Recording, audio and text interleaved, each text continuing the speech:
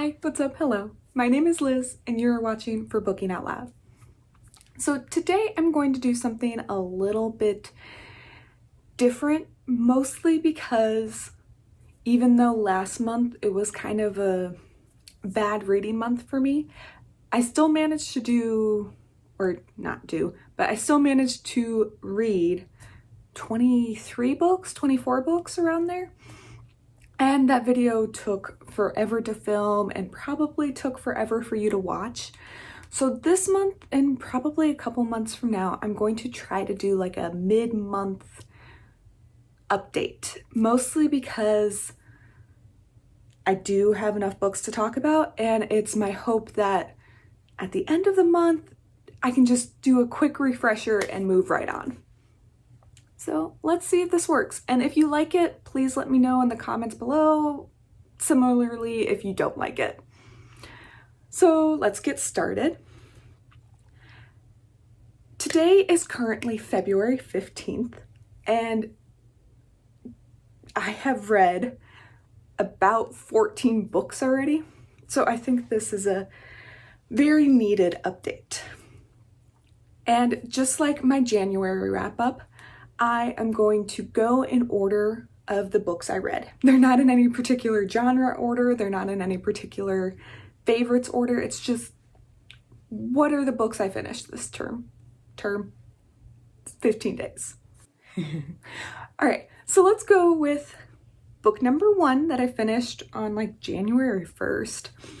It was One True Loves by Taylor Jenkins Reid.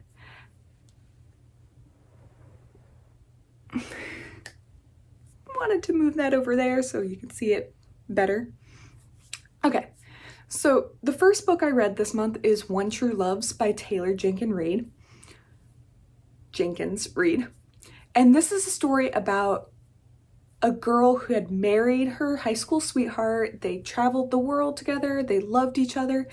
And then when he was up, I believe, photographing Alaska, somewhere in the northern Pacific, his plane crashed and his body was MIA. And everyone, including his family, just assumed he was dead. And so you fast forward 3-ish years, and she is now engaged to someone else. She's fallen in love with someone else. And guess what? He was just missing. They found him, he's back, and now she's not only married to a guy, she's also engaged to a guy. Truly showcasing how love is complicated. And I really enjoyed this book. I gave it a 4 stars. So not my favorite Taylor Jenkins Reid book, but definitely up there. I thought it was a very good take on love and how it explores what is new love, what's mature love, what's a progression of love. And I was incredibly satisfied with the ending. Yes, you have the love triangle there, but I wasn't juvenile, I guess you could say. Not that all love triangles are, but I thought it was just a really good take on what the love triangle trope could be. But I would highly recommend this book, especially for romance lovers out there, and just pick it up, I guess. Okay, the second book I read this month, Dead Mountain by Donnie, Eichar. So I actually picked this book up because it was recommended to me by quite a few people, actually. I saw it on quite a few booktube channel lists, and the concept itself very much interested me. In the 1960s, a group of then Soviet Union hikers disappeared into the snowy hell that is Siberia. Now, these hikers were very knowledgeable. They knew how to live and survive in extreme conditions. So this wasn't their first trip whatsoever. But the real mystery comes in when they find all of these hikers, their bodies, their tents. The authorities basically just didn't know how these hikers had died. It was 7 men and 2 women, and it's just this huge mystery, I guess, in Russia. I actually hadn't heard about it until I found this book, but that's on me. However, I really, really enjoyed this nonfiction. I gave it a 3.5, and I thought it was a really good take on how this author is exploring this incident, and it switches back and forth between the author trying to figure out the mystery, like people have been doing for, 50 years now, and kind of a narrative of these hikers and their last days of life, because there is a lot of information on these hikers. And I thought this format too, as a physical book, was beautiful because not only do you have all this information, but there's pictures throughout, because one of the hikers was an avid photographer. I have to admit, at some points in this book, I thought the author went on and on and on about his own experience discovering this mystery. And I thought, my opinion, my reading style is that I enjoy the narrative aspect more than the author's discovery aspect, if that makes sense. And that's why it is a 3.5 rather than something higher like a 4 or 4.5. But I thought it was a very interesting take on an incident I knew nothing about until I got into this book, and then was completely entrenched in what was happening to these poor hikers. So, good read. Then number 3 is The Guest List by Lucy Foley. And I thought this book was interesting. It's mostly a mystery with like a side of thriller, because you're going back and forth in time throughout this book on a wedding party. So the idea is that you have this small wedding party in this enclosed, inaccessible island kind of thing, and you have a couple of main characters that the perspective keeps changing on. And one of the perspectives, well, I guess not only are the perspectives changing, but the timeline is too. You have the timeline leading up to the wedding and the reception, and the timeline from the reception and a discovery of a dead body up until the end of the book. So the mystery is, who are these people? What are their relationships to each other? And finally, who is the dead body and who killed this dead person? I enjoyed it to an extent. I really liked the different perspectives, but I thought they weren't fully flushed out. Because you have so many different perspectives you're changing from, you lose a little bit of the characterization and the character development. I did end up giving this book a 4-star, and that's mostly because I did really enjoy how the timelines were changing and how you're kind of discovering the ending for yourself. And I have to admit, I was blindsided by the ending, and that might be because the character development just wasn't there, and I should have known more about a couple of the characters than I really did. But I did ultimately enjoy this mystery, and I would highly suggest it if you were looking for a mystery to find.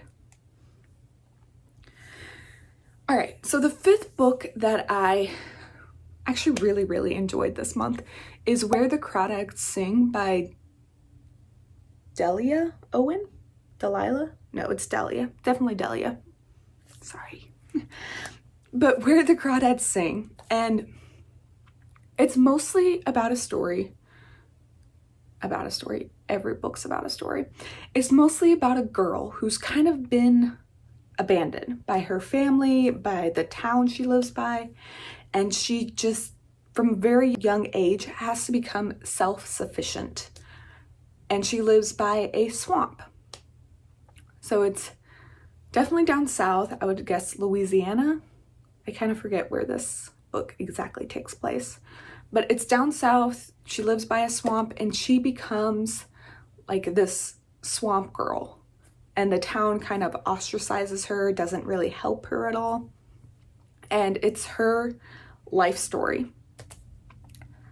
That's not a really good summary, if I'm going to be honest, but that's what I have to give you. I don't truly want to ruin this book because I thought it was beautiful. I was absolutely crying at the end of this book, and I mean, there's some things that I thought could have been done better, but at the end, it's truly about this girl finding out who she is and growing up without anyone to help her. And I don't know. All I can say is I gave it I did give it a 3.5.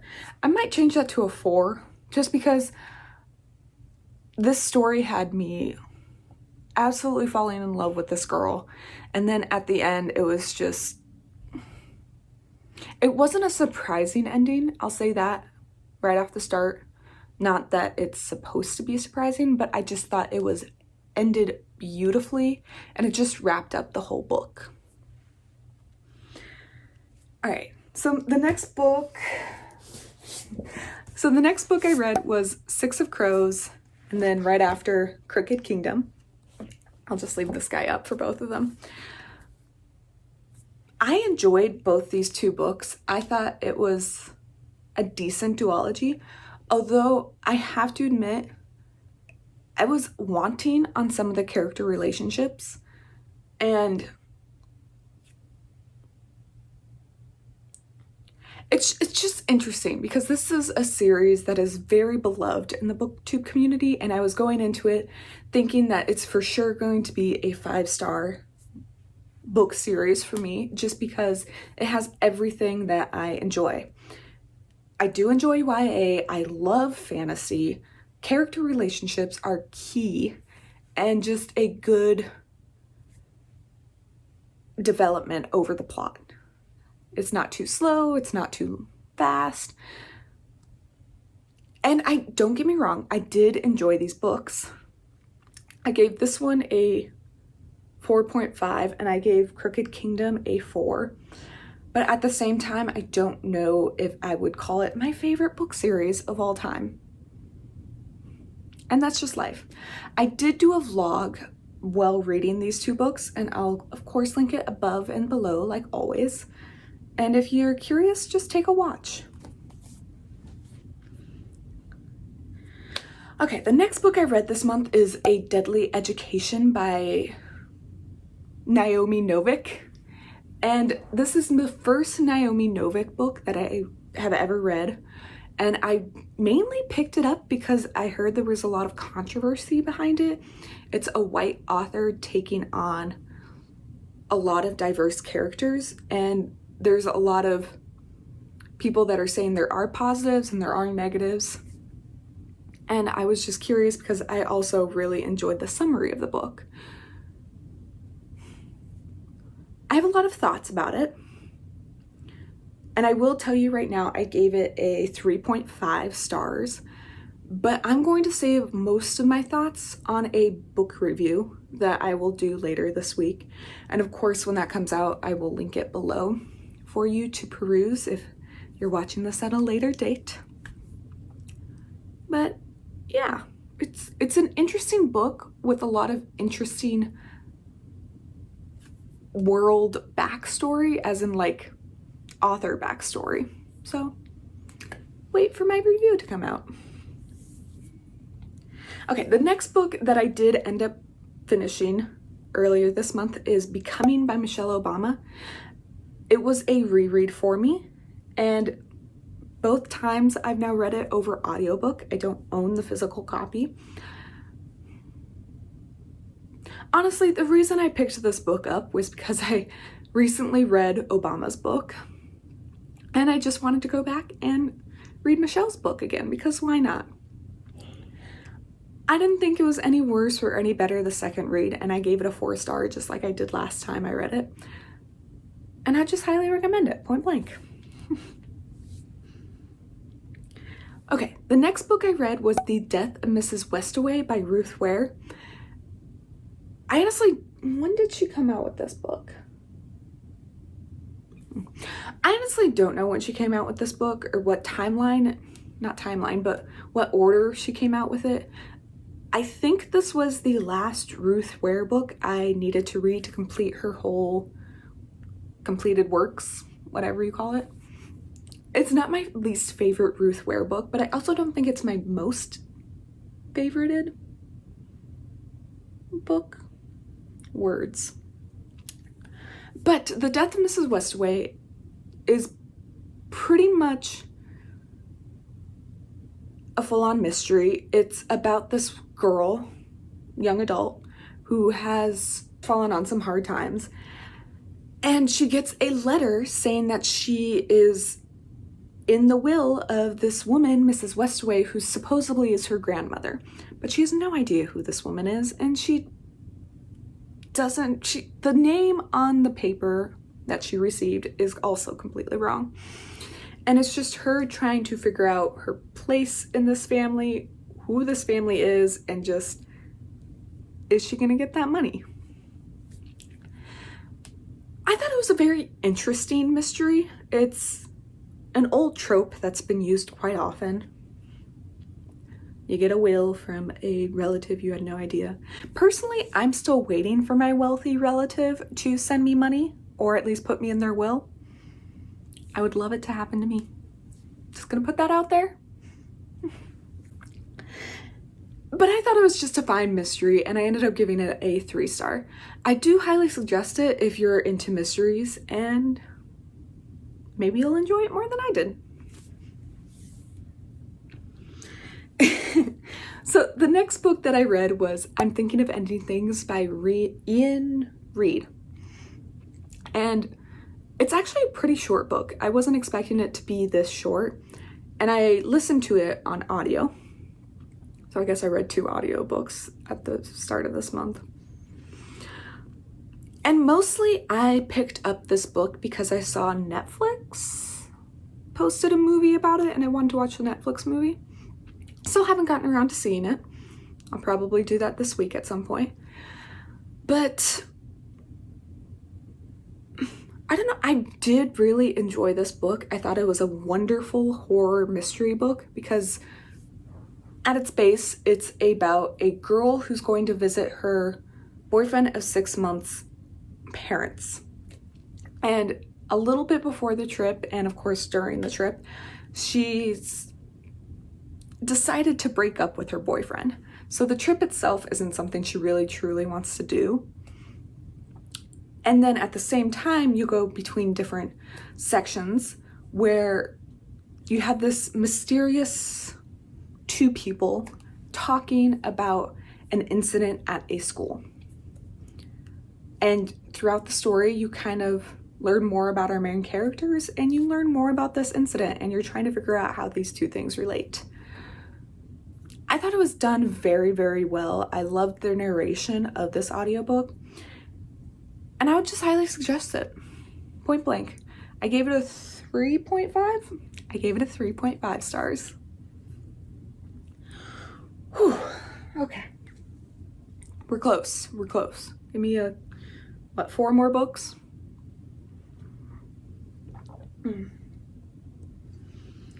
Okay. The next book that I read was This Time Next Year by Sophie. I fail at this. This Time Next Year by Sophie Cousens. Now, I believe this was a Oprah book club book. I don't really know that whole story, but I picked it up because it was one of the library books that I had requested last year. And it's this idea that 2 babies were born in 1980 on the exact same date, New Year's Day, Eve Day, whatever, a minute apart. And one baby or a family got the prize money for being the first baby born in 1980, and one baby didn't. And so you have Quinn, our male protagonist, whose parents got the money for him being born first. And then you have Winnie, who feels like every New Year's and New Year's Eve are completely cursed for her just because of the circumstances of her birth. And then when they turn 30, because they have the same birthday, obviously, she ends up meeting Quinn for the first time. And it's basically not a dissection, but like a look into a year of their lives between when they turn 30 and 31 and how they get romantically involved, because spoiler alert, this is a romance book. I thought it was all right. I thought it was a cute book. I don't know if I would pick it up, I don't know, next December to read a New Year's Eve type of book. But if you're looking for a really cute romance, I ended up giving it a 3.5. So I would suggest this book, especially if you want a holiday type book in December. All right, the next book I finished was My Abandonment by Peter Rock. I actually got this book used at my local bookstore. And I mainly got it too because it's based in Portland. It's about this father and daughter who were discovered to be living in Forest Park, which is a huge city park in Portland, and it's illegal to camp in it, much less live in it. And so you have this 13-year-old girl who's the main protagonist trying to figure out what's happened, what's right, what's wrong, and integrating herself into society, but at the same time not. It was an interesting book. It's short, and I thought the plot was really interesting. It's apparently based on a true story. Haven't heard it before, but life. Ultimately, I was kind of disappointed with it though, just because I didn't think the character development was there. I mean, you have this little girl who's supposedly incredibly smart, way ahead of her peers, but she follows whatever her father says.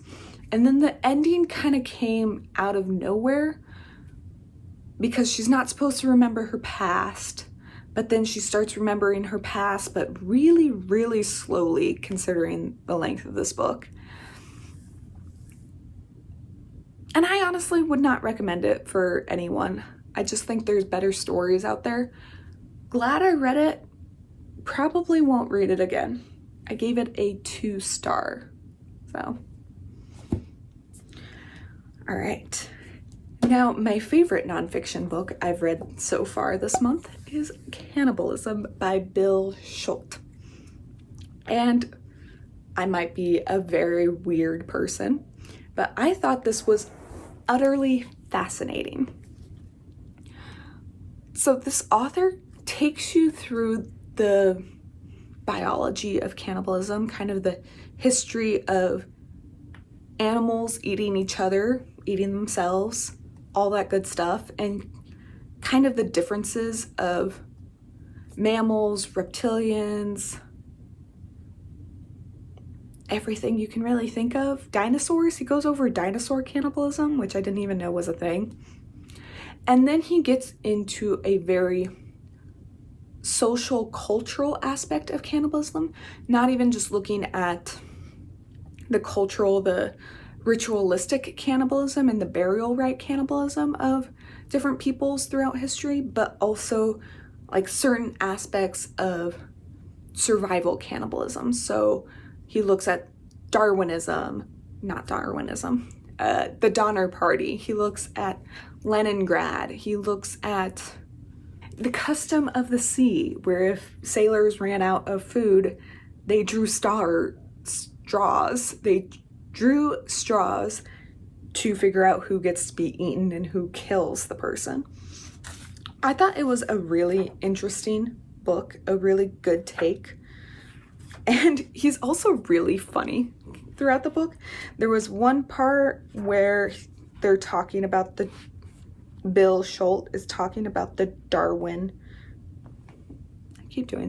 the Donner Party, where that's the Oregon Trail. They left a little late. They had too much stuff and they got stuck in the Sierras for the winter. He was talking about that. Oh, here we go. And this just made my day when I read it. It was about the San Juan Mountain incident or something like that. Alfred Pecker and 5 men went up to go mining in the San Juan Mountains in Colorado. And he ended up eating 4 of the 5 men. And right here, Bill Schultz said that when the judge was prosecuting Pecker, the judge stated, there were only 7 Democrats in Hinsdale County, and you ate 5 of them, you depraved Republican son of a bitch. So it's little tidbits like that that really keep the story moving and just make you really want to laugh while reading about a very taboo subject, cannibalism. I highly suggest it, and I gave it a 4 or 4.5. I wouldn't say it's my favorite nonfiction of all time, but definitely a good go-to and would pick it up again. All right, and the last book that I read for this section, February 1st, February 15th, is Forever Interrupted by Taylor Jenkins Reid. This is the last Taylor Jenkins Reid book that I needed to pick up to read her whole works. And I thought it was all right. It's another romance where this girl and this guy had this whirlwind romance. They only knew each other for 6 months and they got married within that time. However, the husband never told his family that he had married a girl. And then, of course, a week and a half after they got married, the husband dies in a car accident. And all of a sudden, you have the mom, Susan, and our main character in complete mourning for the same man, yet they knew nothing about each other. They never met. So it's really this process of grief and what happens after love dies, literally. I gave it a 3. It's my least favorite Taylor Jenkins Reid book to date. I know she's coming out with another one, and I'm hopeful for it. But I didn't really like the premise of the story, and I thought it was just interesting, and I didn't enjoy it as much as her other books. Not a horrible book, just not one I would pick up again. And that's it. That's 14 books I've read this month, and hopefully I'll read 14 more books at the end of the month. We'll see. But I hope you enjoyed this, and I hope you have a wonderful day. Once again, if you like this mid-month update, please comment down below. If you didn't like it, still comment down below and just let me know. I'm trying new things out for this channel, and I'm hoping something will work. Let's see. But have a great day, and I will see you next time. Alright, so this is why you don't cut your own hair. Look at how awful that is. I have some long pieces, I have some short pieces. I need this pandemic to be over so I can get my hair cut once again. It's been over a year now. We'll see.